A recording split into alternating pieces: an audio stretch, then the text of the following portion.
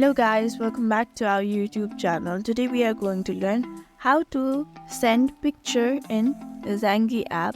Let's begin with the tutorial.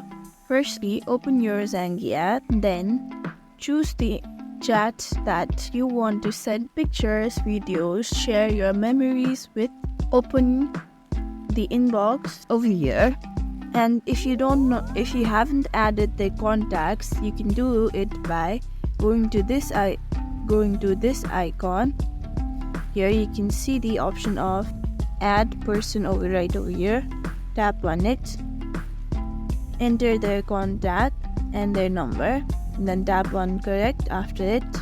Then you'll come across their inbox. Here you can see a plus icon, tap on it. Over here you can see the option of gallery. You can see I want to send a new location that I visited recently.